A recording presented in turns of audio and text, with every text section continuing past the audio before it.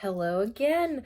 Got another chapter here for you. It is called 19 Forever is Never.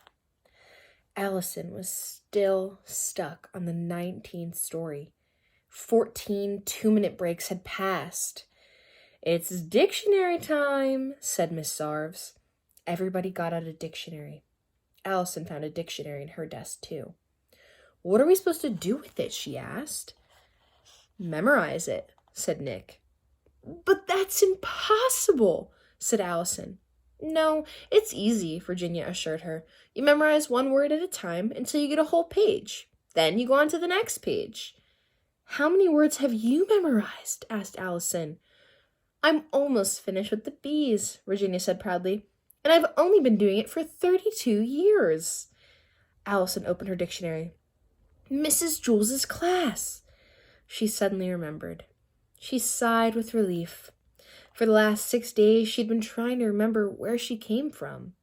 In her mind, she went through everybody in her former class. She didn't want to forget again. As she thought about each person, tears filled her eyes.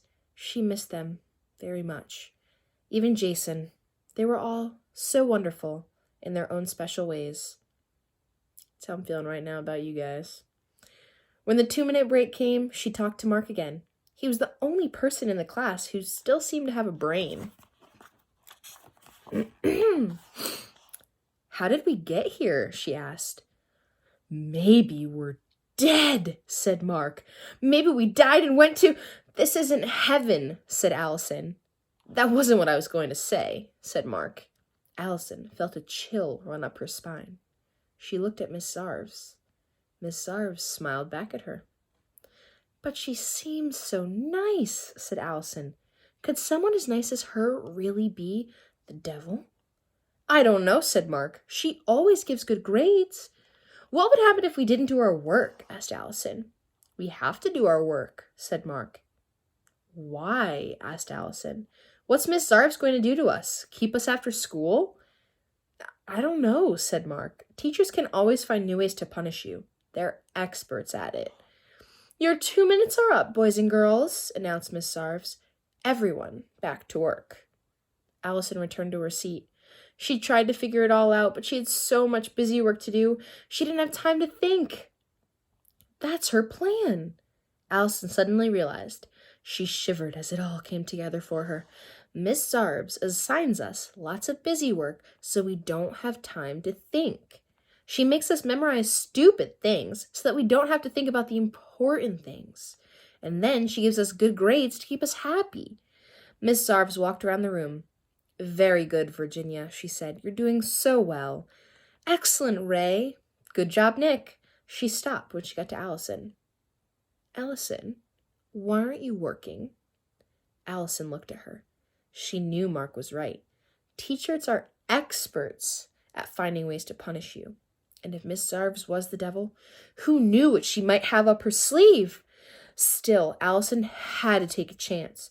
If she wanted to get back to Miss Jules's class, she had to act as if she were in Mrs. Jules's class. She took off her shoes and socks. Oh! Excuse me. She took off her shoes and socks, sat on the floor, and sucked her toes. Allison, what are you doing? Asked Miss Sarves. Allison took her toe out of her mouth. Get off my case, buzzard face, she said. Miss Sarves was furious. Return to your desk, young lady, she ordered. Allison returned to her desk, but instead of sitting at it, she climbed on top of it and sang a song.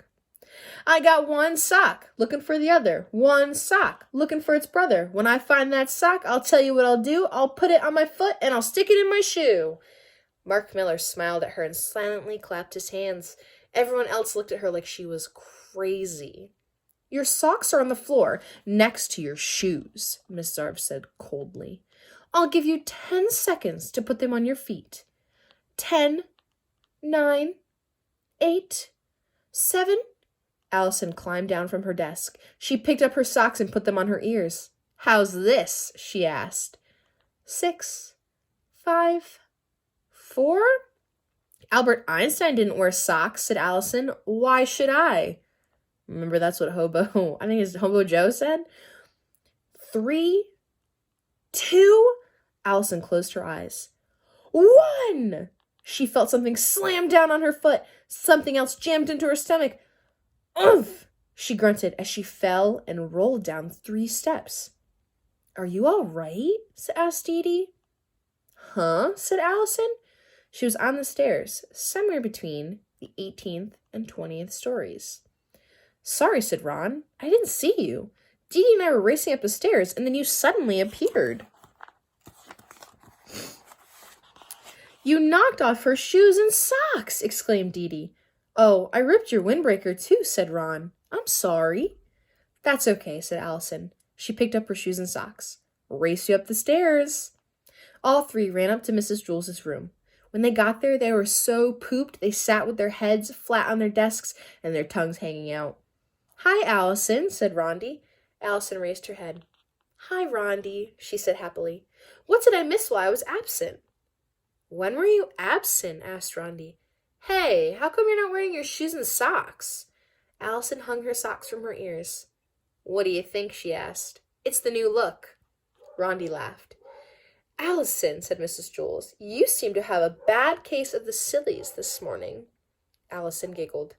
Jason entered the room carrying a glass bowl with a goldfish swimming inside it. Look what I brought, he said. What's the name of your goldfish? Asked Mrs. Jules. Shark, said Jason. Everyone laughed. It makes him feel important, Jason explained. Where should I put him? How about on top of the coat closet? Suggested Mrs. Jules. Jason had to stand on a chair on his tiptoes. He held the bowl at the very bottom as he tried to nudge it over the edge of the closet. Allison turned around to watch. She didn't want to miss this. All right. Up next is chapter 20, 21, and 22. Eric, and Eric. All the Erics.